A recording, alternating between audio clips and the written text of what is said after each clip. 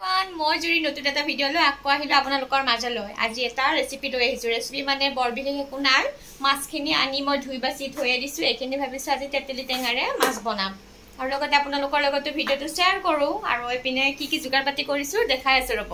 এফালে মাছখিনি ধুই একেবাৰে নিমখ হালধি সানি লৈছো। লগতে এইখিনি আলু পটল ভাজিম আৰু এফালে তেতেলীখিনি মই ভিজুৱাই নাই। তেতেলী লাগিব যিহেতুকে তেতেলীৰে আঞ্জা বনাম।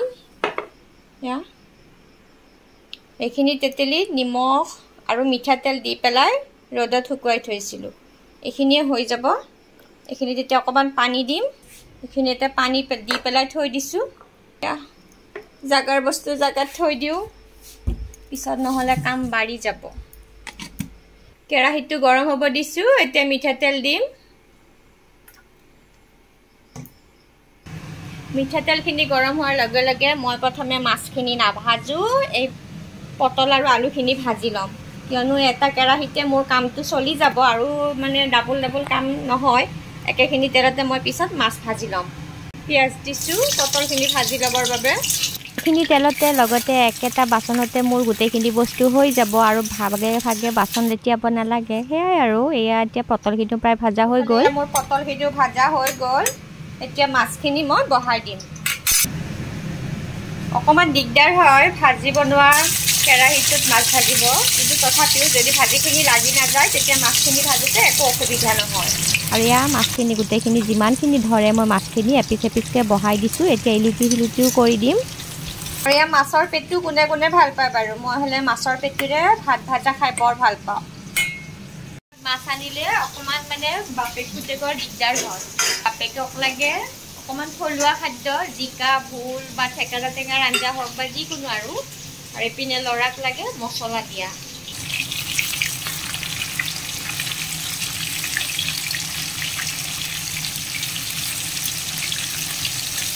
ভাজি বনোৱা কেৰাহী হ'লেও মোৰ মাছখিনি লাগি যোৱা নাই। দেখিছেনে কি ধুনীয়াকৈ মই ইলুটি সিলুটি কৰি দিছোঁ। ভাতটো অলৰেডি হৈছে মোৰো মাছখিনি প্ৰায় ভজা হৈ গ'ল আৰু এতিয়াই মাছখিনি এটা বাচনত কাঢ়ি আছোঁ।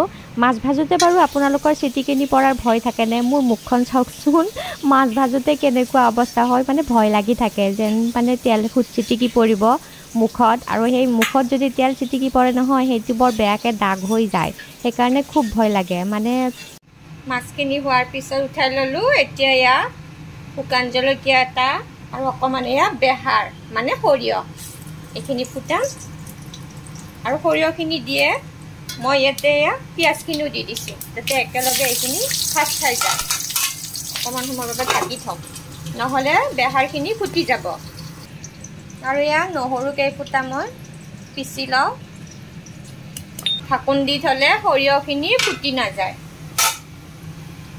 আৰু এইফালে এয়া নহৰুখিনি দিলোঁ, আদাখিনিও দি দিলোঁ। আৰু আদাখিনি মই বেছি সময় নাভাজোঁ। এতিয়া তেতেলীৰ পানীখিনি ইয়াতে দি দিম। আৰু এইখিনি এয়া তেতেলীখিনি দেখিছেনে? এইখিনি ইচ্ছা কৰিলে চেকিও ল'ব পাৰে। মই চেকি নলওঁ, মই এনেকৈয়ে দি দিম। যদি একদম তাড়াতাড়িকৈ মানে বনাব খোজে তেতিয়া গৰম পানীও দি থ'ব পাৰে, বঢ়িয়াকৈ কোমলি যায় গৰম পানী দি থ'লে।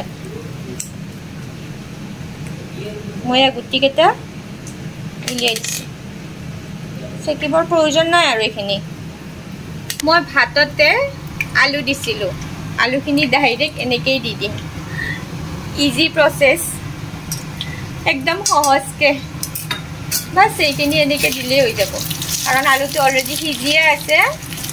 হৈ গ'ল, এক্সট্ৰা কাৰি কৰিব নালাগিল। এতিয়া এইখিনি তেতেলীৰ পানীখিনি দি দিলোঁ আৰু অকণমান পানী এড কৰিম। আৰু অকণমান পানী দি দিছোঁ মই।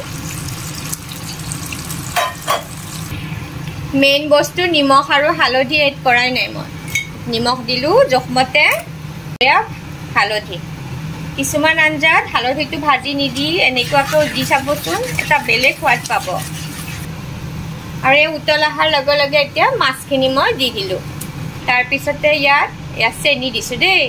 চেনিটো স্কিপ কৰিব পাৰে, কিন্তু মই মানে কিছুমান বস্তুত চেনিটো দিলে বৰ ভাল পাওঁ, সেইবাবে চেনিটো চলি যায়। আৰু মেইন বস্তু এইকেইটা যদি বটি দিব পৰা যায় নহয়, আমাৰ ঘৰত জ্বলাটো মানে ইমান নচলে সেইকাৰণে যদি জ্বলাকেইটা বটি দিব পৰা যায় এই আঞ্জাখনৰ মানে সোৱাদটো অকণমান আৰু অলপ নেক্সট লেভেল হয় আৰু দি দিলোঁ জ্বলাখিনি বাছ হ'বই আৰু আমাৰ তেঁতেলী টেঙাৰ আঞ্জা চাৰ্ভ কৰি পেলাই আপোনালোকক দেখাই আছোঁ কালাৰটো চাওকচোন ইমান ধুনীয়া হৈছে নহয় আৰু মই মানে লোহাৰ বাচনৰ পৰা কাঢ়ি থৈ দিছিলোঁ আঞ্জাখন নহ'লে আৰু বেছি টেঙা হৈ যাব কেতিয়াবা ট্ৰাই কৰিবচোন এনেদৰে তেঁতেলীৰে বনোৱা আঞ্জাখন লগতে ভিডিঅ'টো যদি চাই ভাল পাইছে লাইক এটা কৰি দিবলৈ নাপাহৰিব আৰু পেজটো ফ'ল' কৰিব চেনেলটো ছাবস্ক্ৰাইব কৰিব লগ পাম আকৌ আন এটি নতুন ভিডিঅ'ত আজিলৈ আহিছোঁ বাই